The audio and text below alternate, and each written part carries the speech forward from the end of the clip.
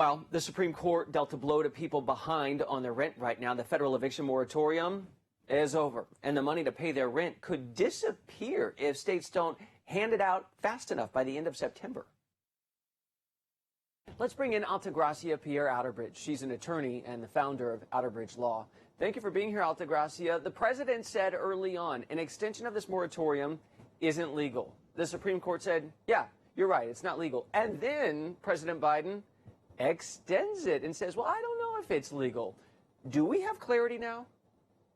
We absolutely, Chance, thank you for having me. We absolutely have clarity. The Supreme Court said no way, no how by a 6-3 decision last night, saying that the CDC does not have the power to do this, that the powers are really, that it's cited as its powers are really fumigation and quarantining powers, which doesn't allow it to force an eviction moratorium. I see. And so if they want this done, what? Congress has to do something, or localities or private businesses have to do something, right?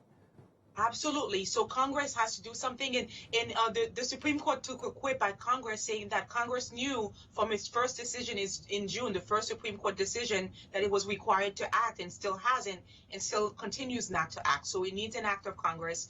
The Democrats in both houses, the House and the Senate, are saying they won't have enough votes either way to go forward. We know that at least 7 states have done the work to extend the moratorium themselves. New York is one of them, DC is one of them, and New Jersey is one of them. So it's really coming down to the state government and to Congress to actually act. Altagracia, I read something like 89% of the billions and billions of dollars allotted for rental assistance is still just sitting there. Why is it so hard administratively just to get this money out?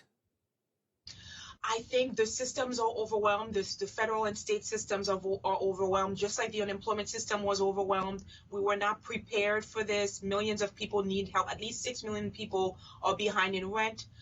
We're told that it's over 80 million owed to landlords. So we're not prepared. In New York, at least 160,000 applications are sitting.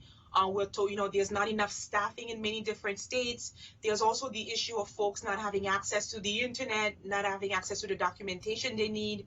The documentation requirements are onerous. Folks seeking help by calling hotlines, the state hotlines, and not getting the same responses or consistent responses. But the biggest issue is tenants don't know.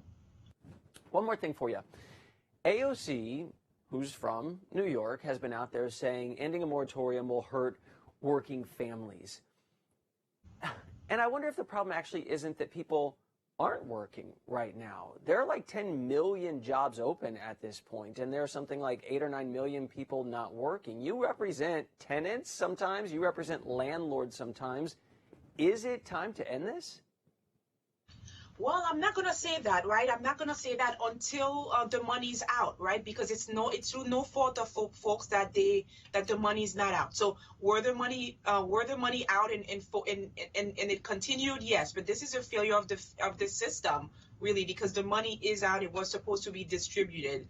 So as someone who represents both sides, I'm not going to take a stand on either one.